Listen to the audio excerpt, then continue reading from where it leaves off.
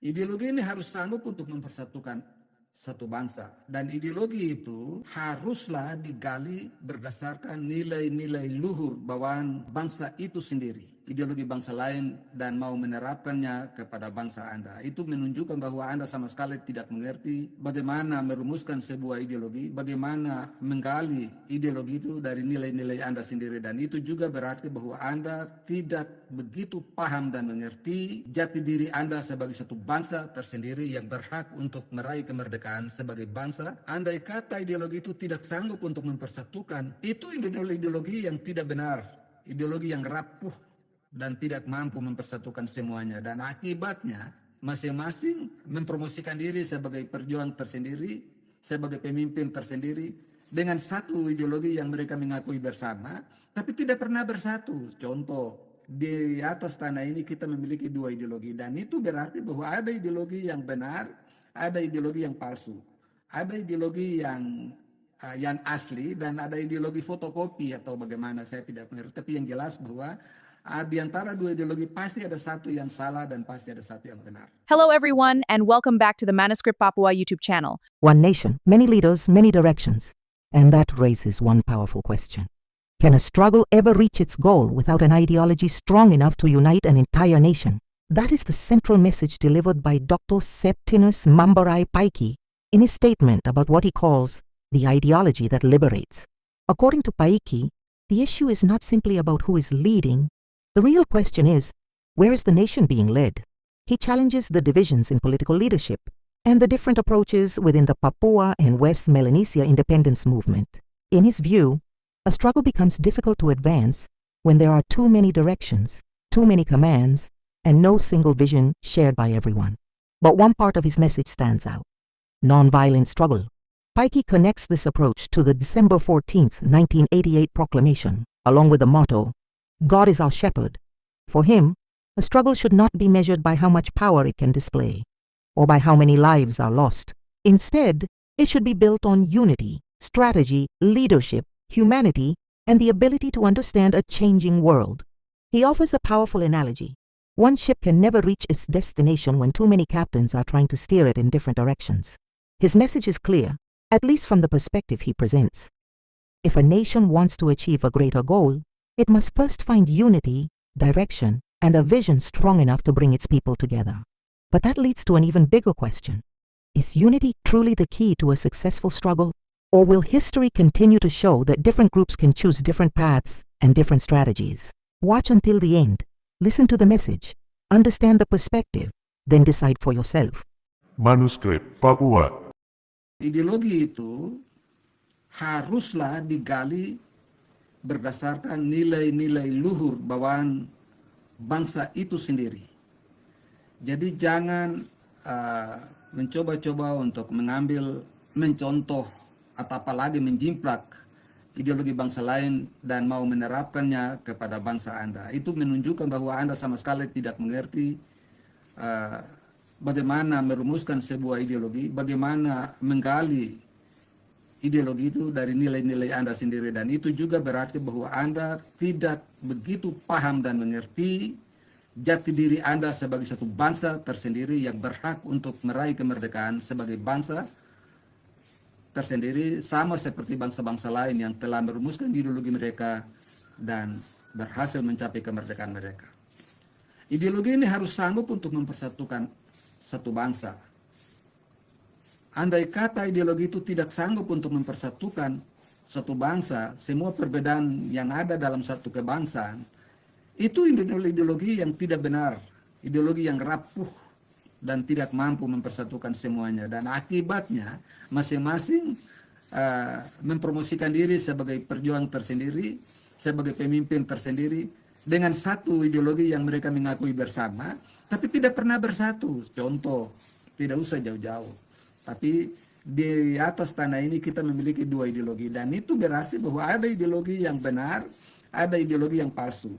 Ada ideologi yang asli dan ada ideologi fotokopi atau bagaimana, saya tidak mengerti. Tapi yang jelas bahwa di antara dua ideologi pasti ada satu yang salah dan pasti ada satu yang benar. Dan sekarang mari kita lihat bersama-sama antara dua ideologi kita ini. Ideologi yang pertama yang dipakai dan untuk memperjuangkan rakyat dan bangsa Indonesia Barat, kemerdekaan mereka maksud saya, sejak tahun 64 sampai saat ini, ya, sampai saat ini ideologi B1 ini tidak pernah mempersatukan mereka. Ya, mereka muncul dengan satu metode atau satu simbol atau satu moto perjuangan yang kiranya metode atau moto ini dapat mempersatukan mereka dengan judul One People, One Soul. Artinya satu bangsa, satu jiwa. Tapi ternyata satu bangsa beda jiwa. Ya, satu bangsa beda jiwa. Satu bangsa 7 jiwa, satu bangsa 1000 jiwa. Nah, jadi kalau kita bertanya, coba jelaskan baik-baik ideologi itu bagaimana. Contoh yang sekarang dijadikan sebagai lambang kebesaran bangsa, bintang kejora, bendera bintang kejora, yang saat ini dipakai. Nah, saya tidak salahkan, tapi saya mau tanya, kita perlu kritisi secara mendalam ideologi ini. Kalau saya tanya 1000 orang mengenai makna daripada simbol kebangsaan tadi, maka jawaban yang muncul adalah 1000 jawaban. Itu artinya ini ideologi ini kosong, tidak punya dasar yang kuat, dan ini membuat kita tidak pernah berhasil. Karena apa?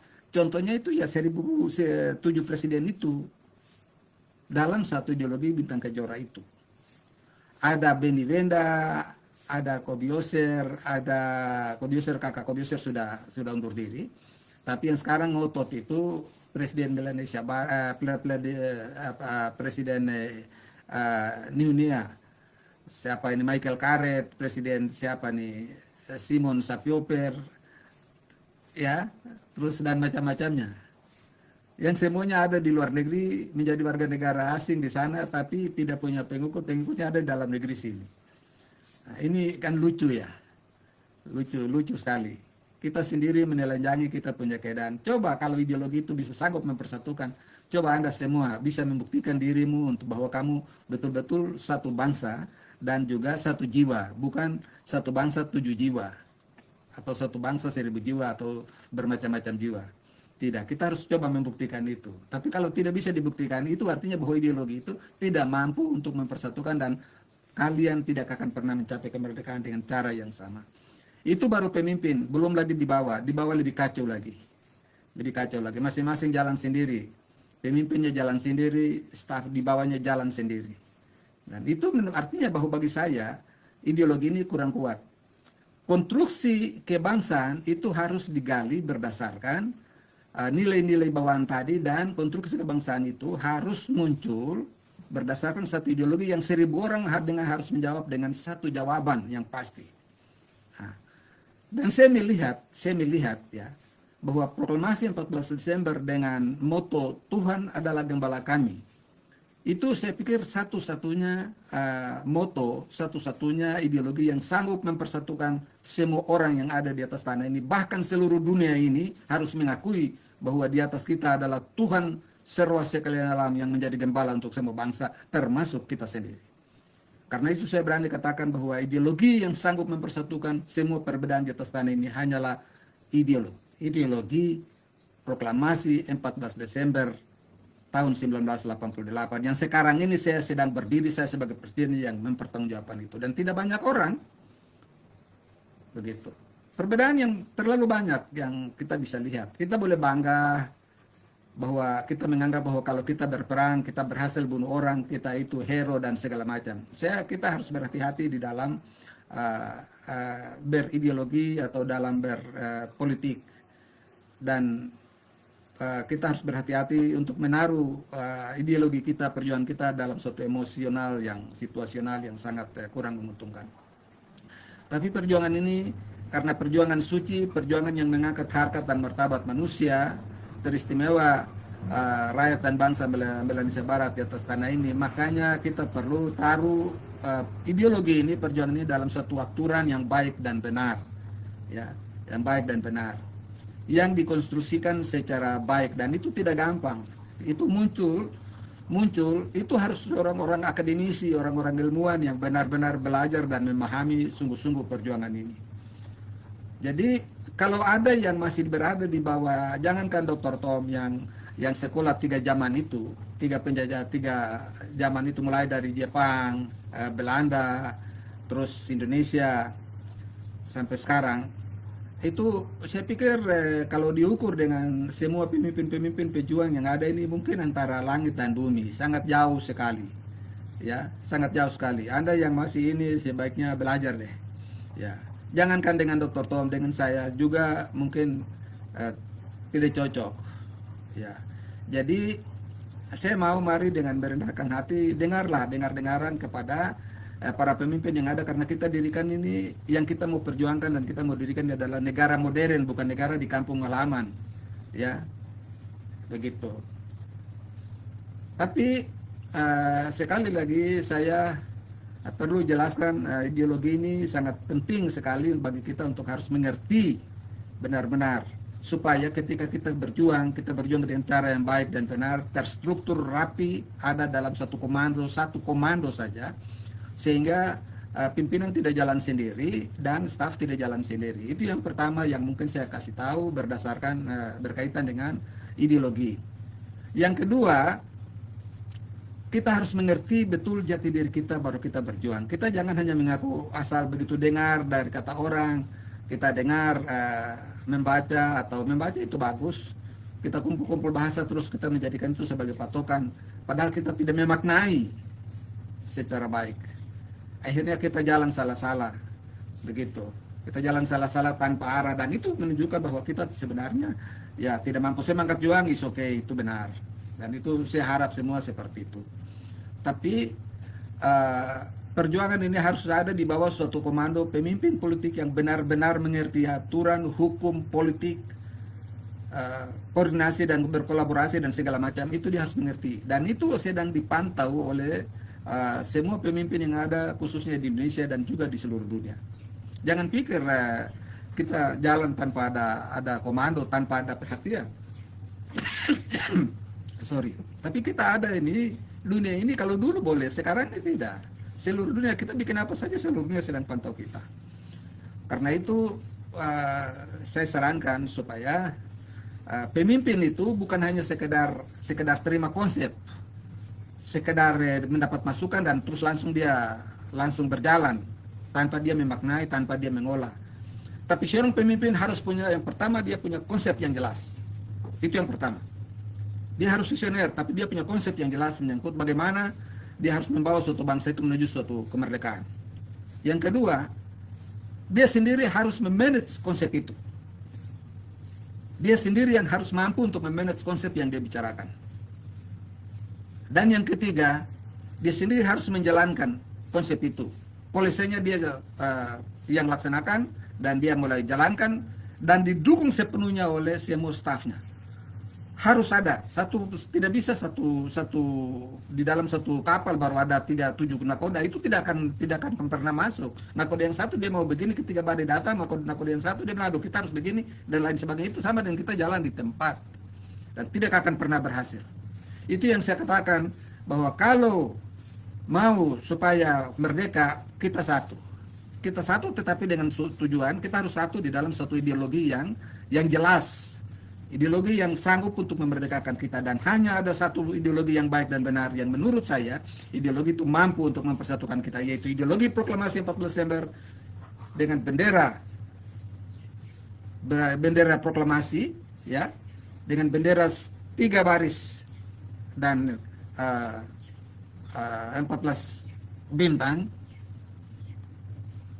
yang diproklamasikan oleh Dr. Tom Banggai dengan metode atau dengan moto, bukan metode tapi dengan moto, Tuhan adalah gembala kami, dengan metode perjuangan non-violent struggle. It means we fight in peace, ya.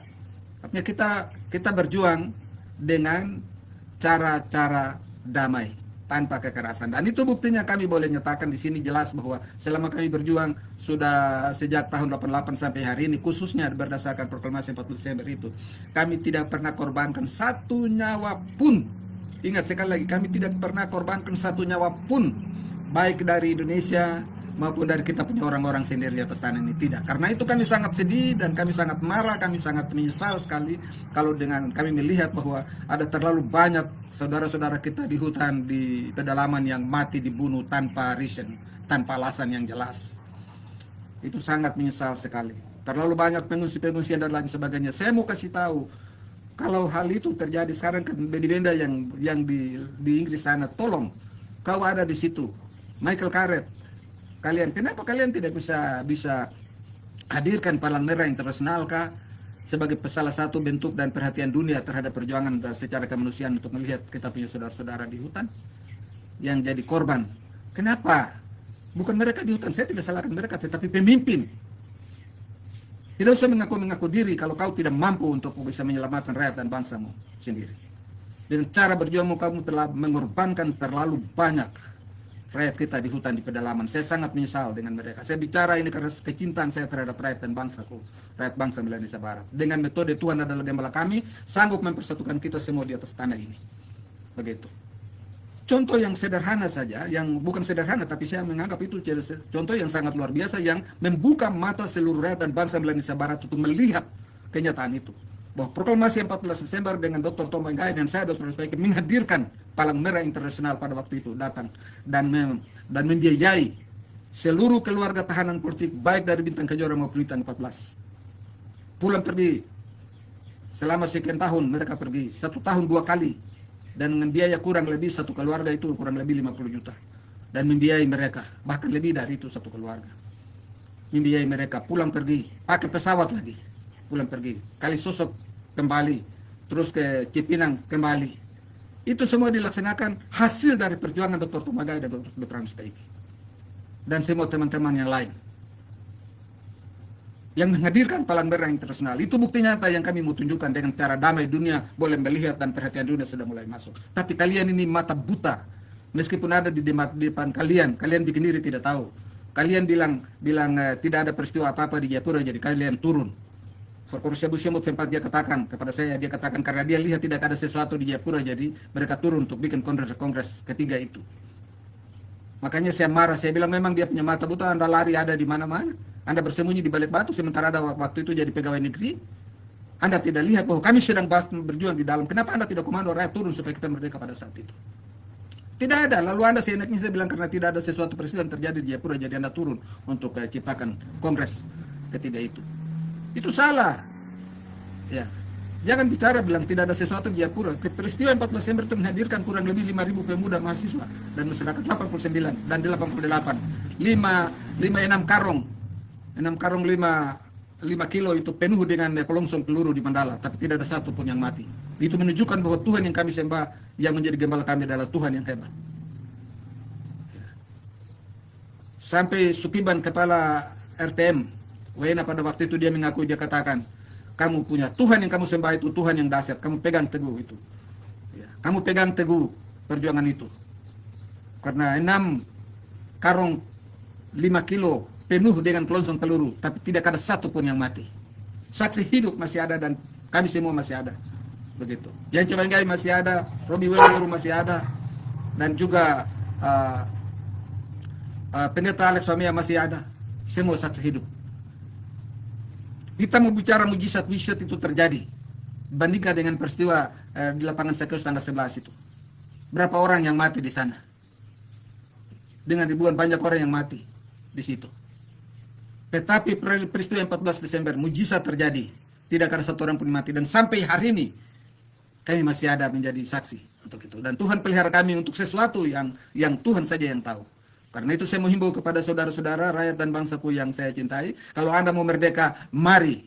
Jangan ikut pemimpin-pemimpin pengacau yang ada di luar sana. Yang menggunakan ideologi yang tidak betul. Ya. Di zaman yang dulu ya itu betul. Memang. Kita harus mesti bangkit buat sesuatu untuk mempertahankan tanah itu betul. Tapi sekarang dunia sudah berubah. Setiap 5 tahun itu perubahan total. Dan karena itu kita harus mesti membaca situasi dunia yang sekarang ini dan kita berjuang dengan cara yang bagaimana sehingga pada saat itu kita bisa diterima oleh Indonesia maupun dunia internasional. Begitu.